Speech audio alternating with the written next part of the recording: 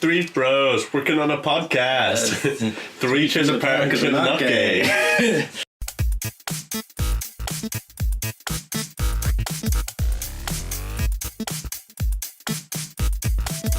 Hello, welcome back to Tidbit Cast. I am Aaron. On my right is Gary. And on the other side is Taylor. There we go. Full of energy like we all are. Energy. We are the Tidbit Cast. You can follow us on all social media platforms. The ones we care about are Instagram and Facebook. We're also putting stuff up on YouTube if you wouldn't mind having a look at that as well. Yes, please. Pretty please. Find us on all podcasting platforms such as iTunes, Spotify, the really important ones. We're on other ones too, but those are the ones that really count. Right, on to the next topic. Gary. Yes. Go. Let's go. Was I supposed to have a topic this week? Fuck you. Do your topic. Yes, you. I'm looking forward to Look it. at you with your humour. Let's go. Really? You're looking forward to it? I am. 'Cause Okay. I want to be surprised I think and this I is one want of to those. enjoy This it. is one of those ones I think where he might just like rant and He we'll listen will. intently. No, he doesn't have notepad out, so... No, that is- no. He has a mind palace. It's all good. He's No. Oh, don't you dare. Put it down. Put that down. Put it down. Okay. Sorry, just before, I'd like to point out Lucasade now is called Larazade, by the way. It's amazing. Shadow of the Tomb Raider comes out soon and that promotion. Lucasade is Larazade. It's amazing. Anyway. Okay, go. Okay, so So? I want to talk about the whole like premium, freemium and pay-as-you-go models that you have with mobile games. So I think audiences are fucking spoiled. Because of that, you have really great games coming out, but they will get 10,000 downloads. But then you'll have games where they're very like just casual, very casual games, but you will pay to not get ads or what. And these games are going to do incredibly well. Why? Because they get people to download them because they're free, and they'll be terrible. There's very little design going into them that is actually of benefit, and then they have fantastic games which are literally game of the year, like games of the year, and should be contenders for it, and people won't be talking about them simply because they won't get through the paywall. Have you seen the new YouTube boxing game on mobiles? Well, I'm sorry, you can play what? as Logan Paul and KSI. Wow. Yes, this is the thing. I'll just break my phone while playing it I instead. want to get it. Of course you do. I want to beat up Logan Paul. In a game, he's a big man. Yeah. So I assume that's what you're doing, Gary, yeah? So Best when games. I'm saying stuff like I'm not saying the merits of some of these games, like stuff like Candy Crush, stuff like that. Like some of these games are like well designed games that have like really nice puzzles, but then there's some of them which are they're just free, and so people just download them, and then the reason these companies put these games and use these business models as freemium games. Freemium is a mashup of premium and free, because what happens is that it'll allow you to download the game for free, but if you want to get any extra stuff, for example, Clash of Clans, stuff like that, where you're doing stuff and if you pay, you can get rid of the ads, or you can get more diamonds, which will speed up your process, And they look pretty. and you won't have to wait for 20 hours, you'll just have to get it straight away. Or you can slow down the process, make it faster. For a limited time, you can build faster. Stuff like that. The reason why they do those models is because they actually get more money from people by doing that over a long time, rather than just a one-time payment. You get the game, you'll know it's probably going to be a well-designed game, and that you'll just get a great game. You pay one price, you don't have to worry about after that. You can play it offline. A lot of good games do that, but because people have this kind of stigma towards mobile games that they must be free, and I talk to several people, whenever I say to anybody about a mobile game, they'll always say, I don't pay for mobile games. It's like, okay, but you will pay 100 euro for fucking Fortnite skins. And it's like, screw you. I don't pay for either. I don't pay for games. I don't pay for add-ons in games. However, you debated it. For Fortnite? For Fortnite, you debated it, yeah. I did, yeah. But I ended up not buying a season pass or anything. No, fair enough. But the thing is with a lot of, Fortnite as well is another example. I remember recently I've seen arguments of people saying you should play it was something like God of War or other games like that, and then people but Fortnite's free. I was like, No, you're not. Gary, it is. No, there's a difference between an experience. That's the exact argument I'm giving for mobile games that for Fortnite and other games, where it's that Fortnite is a very good game. I can get skins, but mobile games, it's like imagine Fortnite, but like even more like add shit like that. It's even worse. Well, people will put up with that rather than just pay for a good game one-time payment. Like one of the best games of 2018, I'm just straight up saying one of the best games, and I'm considering it for one of the games of the year in my arguments, is going to be Florence, a game that is €2 on the App Store. It's €2 on the App Store. It's about 2 hours experience, but everything about the game, rather than just shoving in loads of content, everything is just about this story. It's a very relatable, universal story that anybody can kind of get into. And everything is based around that. There's no talking, no dialogue. It is all visual storytelling. Do you think the price will come down at any point? €2 is a bit much for me. I'll get it on sale. Oh wow! Can I rent it? Steam sale, It's all visual storytelling, and it also has multicultural characters.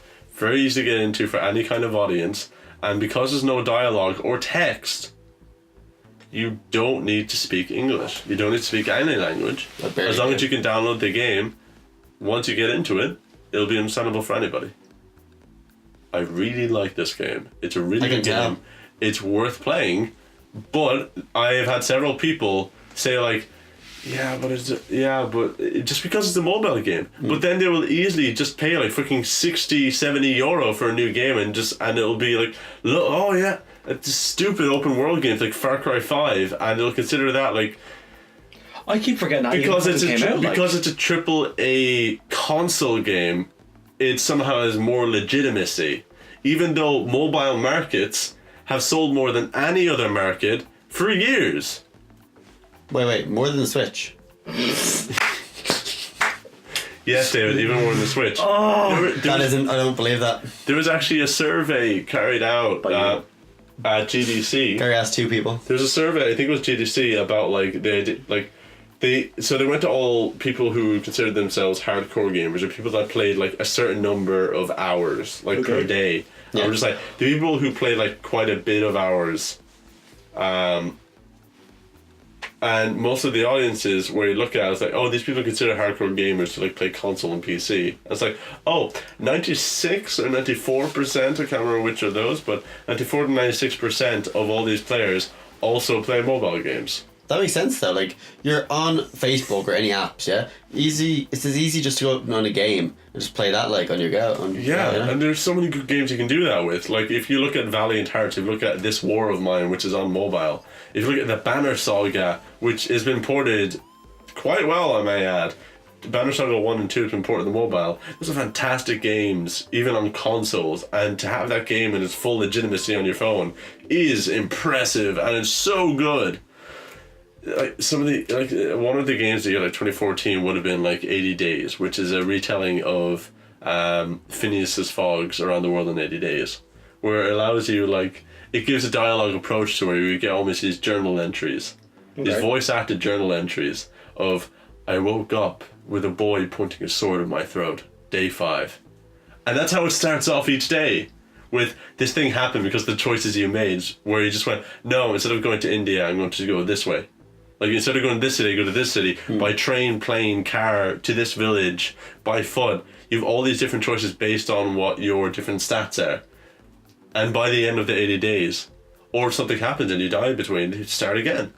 And you try and get to the 80 days throughout the different ways, in any way of the world, in whichever direction, as long as you get back in 80 days. Okay, I can give reasons as to why I don't do it. Why? Oh, see, did you hear this? I don't have money. Yeah. Well, one is the money, okay? Okay. My perspective. It's not that I've never played handheld gaming, okay? Actually, I'll tell you some that I have played. It might be little. Yeah. The only handheld game that I really did there for a while was with a DS, okay? So last Castlevania, that sort of stuff. Yeah. I thought David just spilled water all over himself. You didn't, did you? Okay, cool. I think I did. Yeah, for that sort of stuff. Leighton did a lot of Leighton shit as well. And I put a bit of time into Shin Megami Tensei. Yeah. There you go. Which one? Four. The one in DS4, Liberation? Yeah, so Yeah. yeah. You see, there you go. That's throbbing now. Oh, but, yeah. Yeah, I did that for a bit. Did you play, should we go into Liberation DX2 on handheld mobile? No, so I'm going to go into why now. Right, okay. Can you Because, explain to me quickly what is this game? JRPG, experience man. it. Okay. yeah.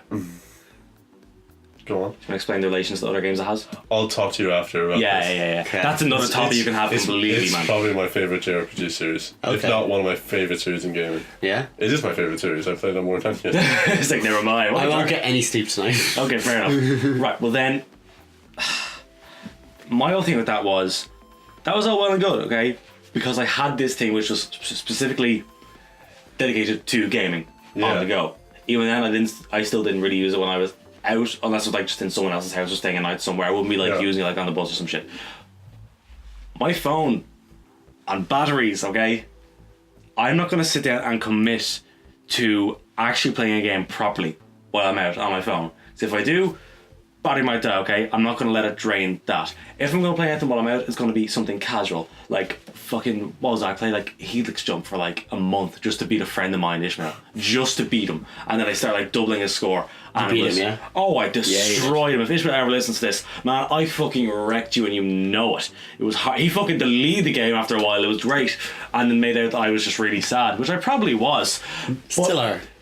That whole thing, okay? Get good, scrub. I will do that. Yeah, I will do that, which is a fucking basic game. It is literally just a ball dropping from the top, bouncing, okay? Bell wall can bounce as many times as you want, and you just spin the disc so it falls down. Yeah. Okay? But there's parts that it can't hit. If it hits it, game over. Very simple. That's all it was. The amount of fucking hours I put into that. And I loved it. Didn't pay a fucking cent for it. Yeah.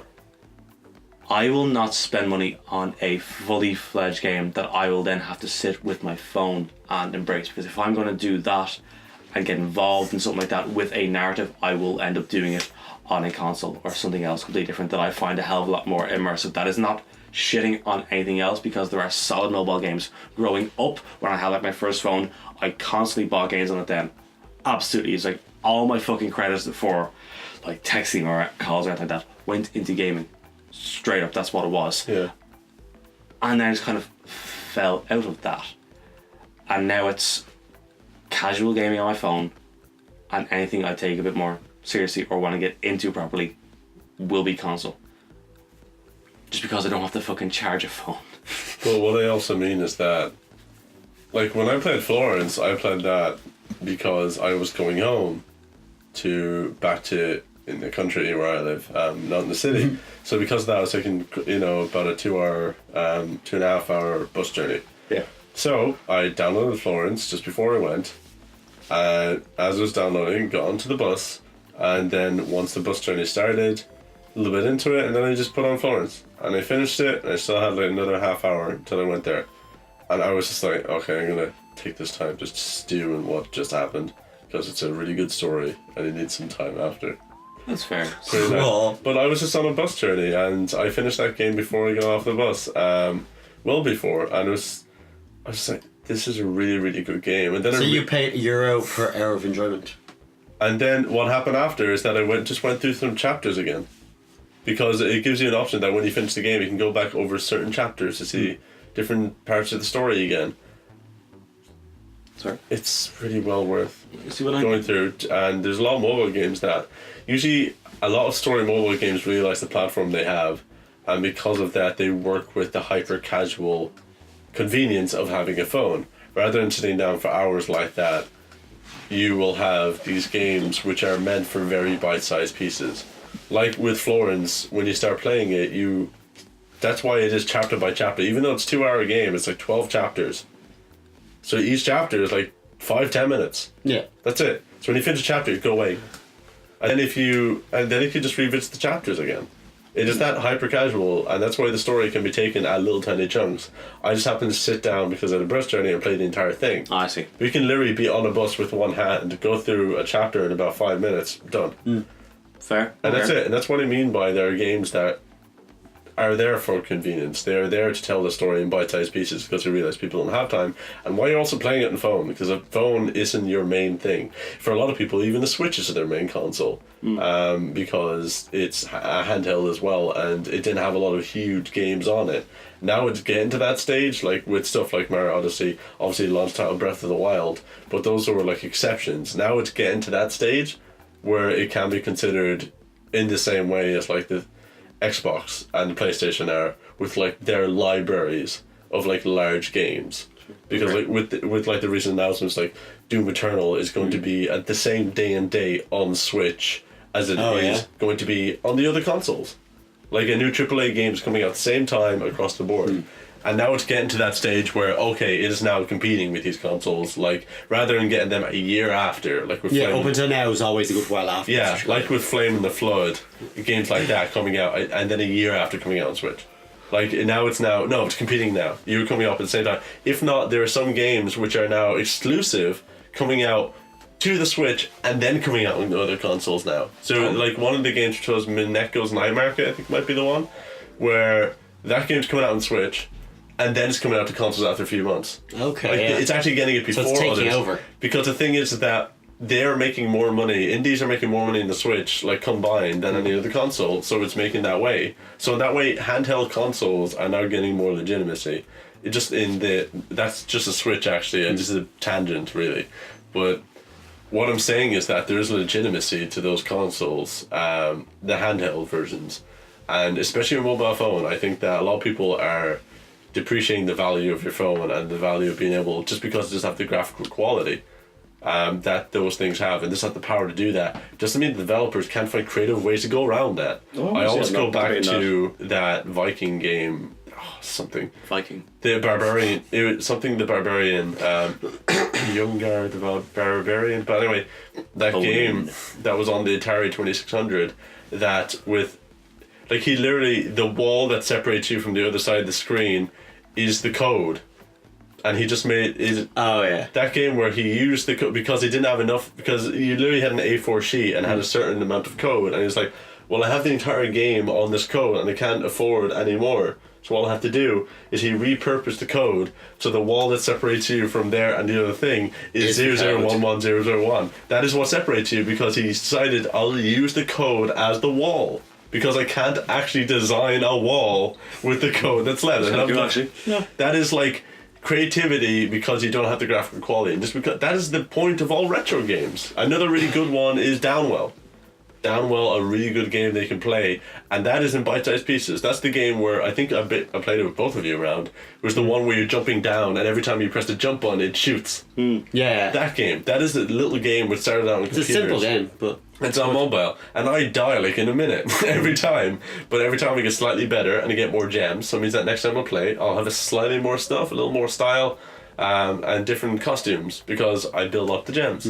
Like, those are examples of games that use the platform to its advantage, and I think just like back at the beginning of games in the not the beginning of games, but back, like, we know the Magnavox Odyssey, but the Atari 2600 and that era where they were able to use the creativity, and even though they had a graphical limit, they had a limit to what they could do with technology, they used that limit as a way to try and get around it, and to try and see, can our creativity circumvent what the limit of the console is able to do.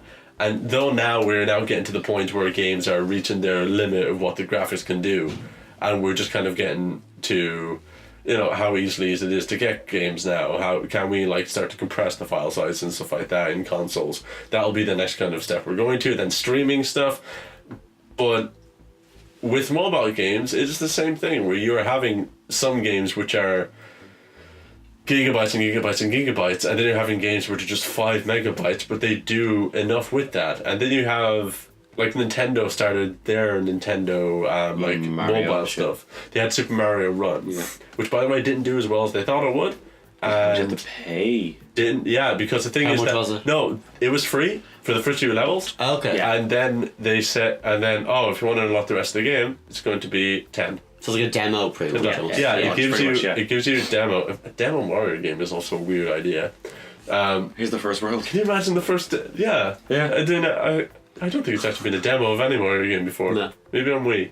Anyway, it's just a strange thought, but Super Mario Run was like a really well designed game, but once you got the first few levels for free, people don't want to pay for the rest of it because people are so used to the freemium model of you get the game free and then you just have to not have ads if you pay more, or you put down build times. That's what people are used to. Farmville, Clash of Clans, all of those games, Candy Crush, like that's the kind of thing you're used to in the majority of people. And so when you talk to most people who are used to that kind of game on their phone, when you get them to pay for actual full experiences which are curated to be that experience, they tend to be like, it's too much money, because they're used to no money. And that's what I think a lot of audiences are spoiled, and they're limiting themselves more. Because it's like saying, I don't play that kind of game. I don't play first person, I don't play third person, when, well, you've never played every first person. That is true. I understand there are people who say that, but then you can say, well, you don't play first person. It's like, you don't play first person what? You don't play walking simulators? You don't play first person shooters? You don't play adventure games? Like, that is now just, okay, you've gotten rid of 3 genres straight away. Or is it just that you don't like looking that way? Or you haven't tried the game yet? It's well, there we go. You haven't tried the game yet, but you're saying you don't play first person. But when you think first person, you think Call of Duty, you think Battlefield. It's like, there's a lot of games which are outside of just those. They're not shooters. Shooters. They're not shooters. I barely ever play games on my phone. I know, it's a thing. I that never people have the do. space for it. That's also another one there. Yeah. Oh yeah. I've recently been getting into it this year. I decided that I want to try and really, like, over the last year, it's been a thing for me that I always played games, but usually on consoles. Now I've decided to go on PC with like the computer, and PC with the computer, of course, and try like handheld a little more, and try and figure out like phone games, stuff like that, which is not a big thing for me. But it's like, phones are getting much more powerful now. They are. And they're much easier to get games on them now. So it's well worth trying. And I think a lot of people, it would be in their benefit. I think they would be happy if they tried to make an effort to just like try Florence, try Downwell, try Don't Starve, the Pocket Edition, which is the full game on your phone. I have the full Don't Starve game on my phone. I have the first Sonic game and second Sonic game on my phone. The second Sonic game, can't lie, yeah.